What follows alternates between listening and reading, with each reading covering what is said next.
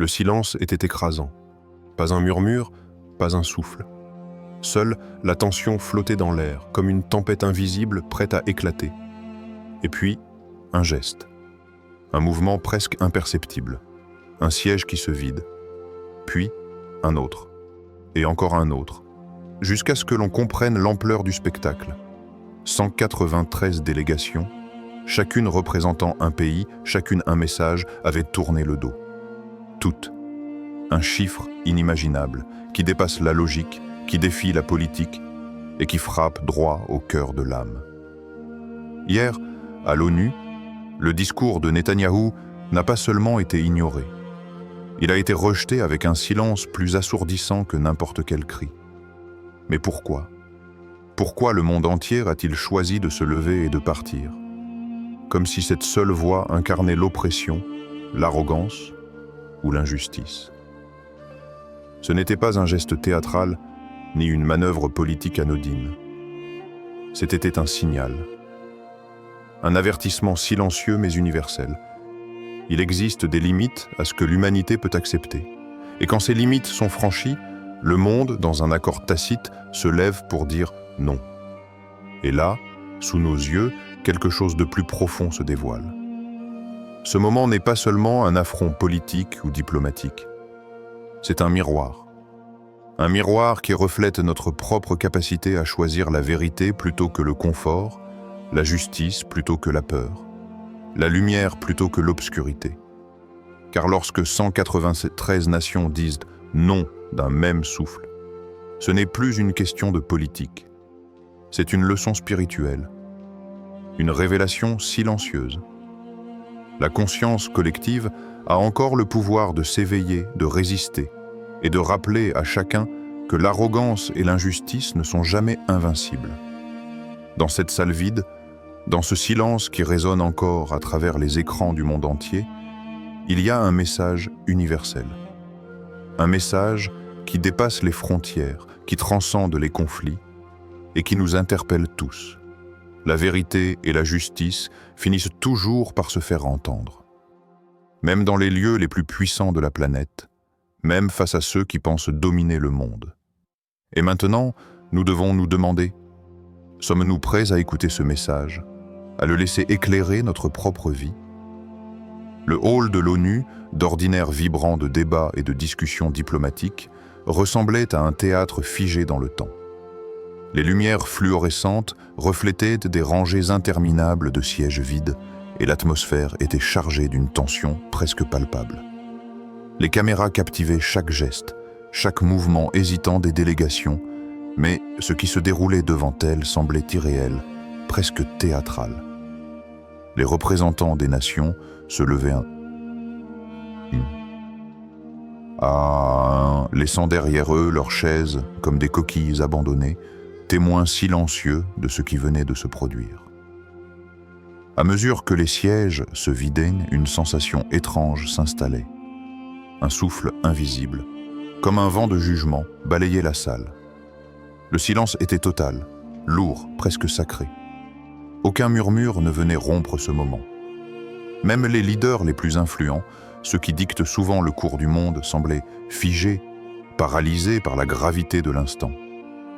On pouvait lire sur leur visage un mélange de surprise, d'incompréhension et peut-être de peur.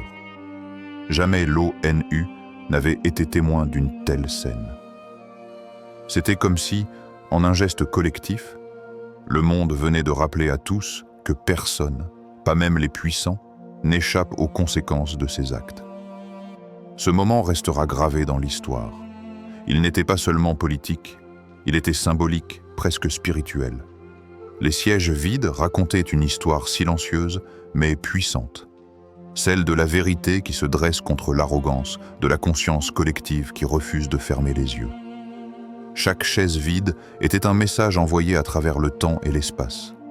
L'autorité sans justice est fragile, et même les plus grandes puissances peuvent être confrontées à leurs propres reflets. Dans ce hall, sous les projecteurs et les caméras du monde entier, l'humiliation n'était pas seulement pour un homme, mais pour tous ceux qui oublient que la vérité finit toujours par s'imposer. Le hall vide de l'ONU ne laissait pas seulement apparaître une humiliation politique. Il révélait un mystère profond, presque spirituel. Pourquoi 193 délégations ont-elles choisi de se lever et de partir en même temps? Était-ce simplement un acte diplomatique, une protestation contre un discours particulier? Ou bien y avait-il quelque chose de plus puissant à l'œuvre, quelque chose qui dépasse les calculs humains, quelque chose qui touche l'âme même de la justice universelle? Certains analystes parlent de stratégies géopolitiques, de pressions internationales, de conflits historiques profondément enracinés. Mais pour qui regarde au-delà des titres et des chiffres, un autre message se dessine. Il existe une force invisible qui s'élève quand l'injustice devient trop flagrante pour être ignorée. Comme une vague silencieuse mais irrésistible, la conscience collective a balayé l'arrogance, laissant derrière elle un vide éloquent et une vérité criante. Ce n'est pas simplement un geste politique, c'est un écho de ce que les âmes justes ressentent partout dans le monde. Chaque chaise vide, chaque couloir déserté, chaque caméra capturant ce moment historique devient alors un symbole. C'est comme si le monde entier criait sans bruit. Nous refusons de cautionner l'injustice. Et ce silence, paradoxalement, est plus parlant que n'importe quel discours. Il nous rappelle que la vérité et la morale ne peuvent pas être imposées par la force, mais qu'elles se manifestent lorsque suffisamment de conscience se lève pour reconnaître l'inacceptable. Hier, à l'ONU, le monde n'a pas seulement tourné le dos à un discours. Il a adressé un avertissement silencieux, mais universel. Un message intemporel qui traverse les frontières, les langues et les cultures. La vérité, lorsqu'elle est collective, a un pouvoir que l'arrogance ne peut jamais étouffer.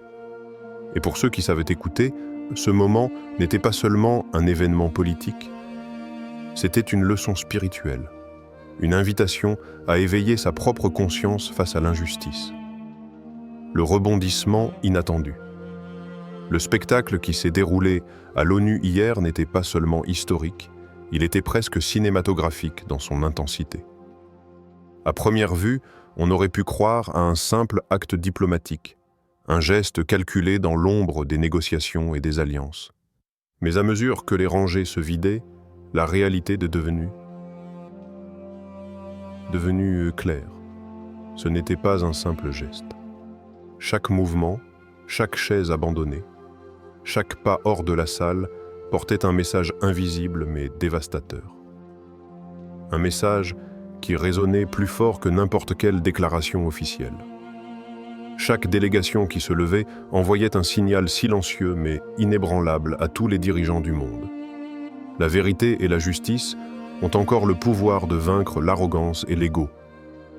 Ce moment montrait que même dans les sphères les plus élevées du pouvoir, là où la diplomatie est souvent un jeu de masques et de manipulation, la conscience collective peut encore briller et imposer sa voix.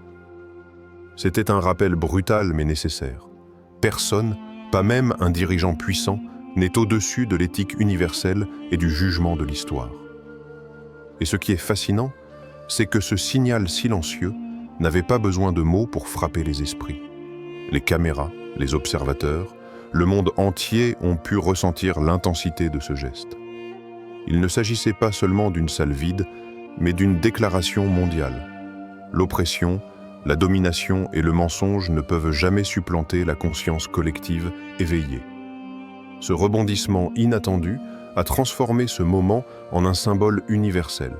Une scène où la morale triomphe de la politique et où chaque âme, présente ou observatrice, comprend que le pouvoir véritable ne réside pas dans la force, mais dans la justice et la lucidité du cœur humain. Hier, l'ONU n'a pas seulement été témoin d'un geste symbolique.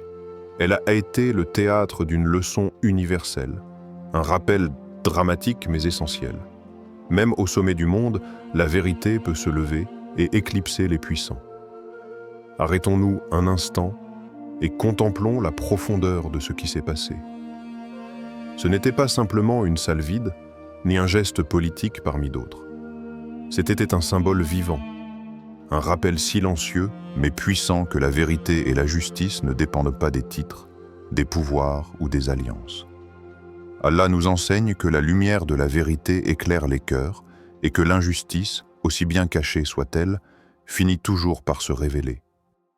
Et hier, cette leçon a pris vie devant les yeux du monde entier.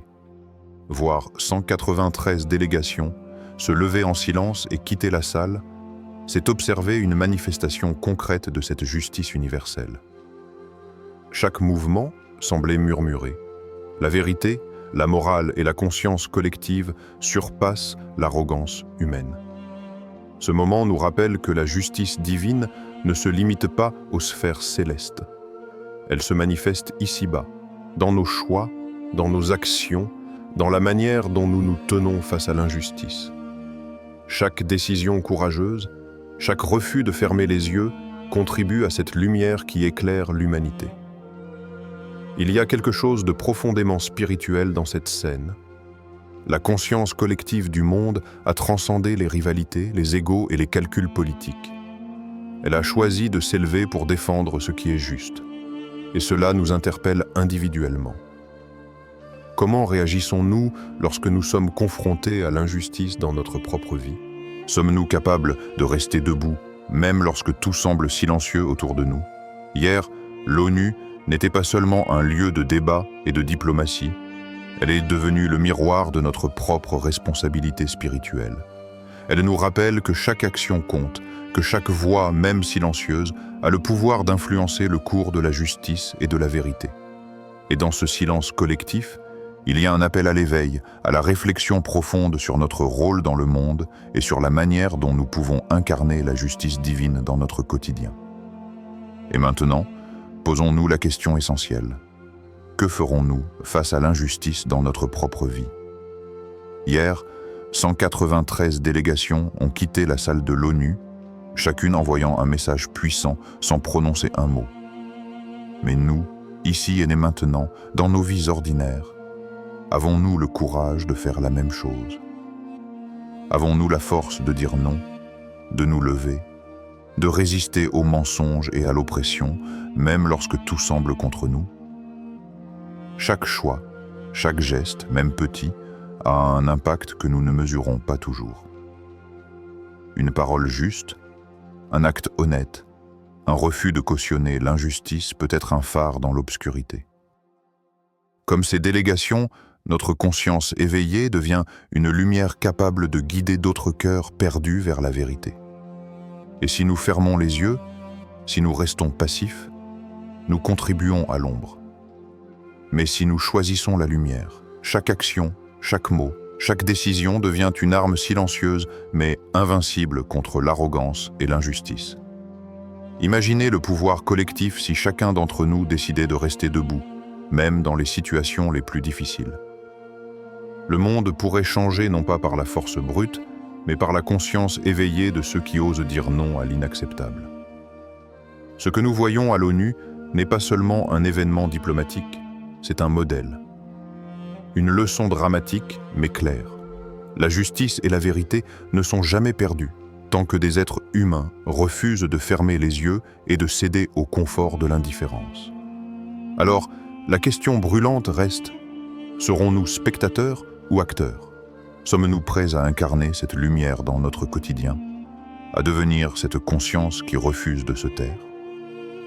Hier, le monde a montré ce qui est possible lorsque la justice collective s'élève. Aujourd'hui, il nous appartient de faire briller cette même lumière dans nos vies. Chaque geste compte. Chaque conscience éveillée est une étincelle capable d'illuminer l'obscurité du monde. Conclusion impactante. Hier, à l'ONU, le monde nous a offert une leçon que nous ne devons pas oublier. La scène des 193 délégations quittant la salle n'était pas seulement un acte politique, elle était le témoignage vivant que la vérité, lorsqu'elle s'élève avec courage, possède une puissance qui dépasse toutes les armes, toutes les stratégies, tous les discours. Dans ce silence historique, il y avait un rappel universel. La justice, même face au plus grand pouvoir, finit toujours par triompher. Mais ce message va bien au-delà de la diplomatie et des relations internationales. Il nous interpelle, chacun d'entre nous, dans notre vie quotidienne. Quelles sont les injustices que nous tolérons?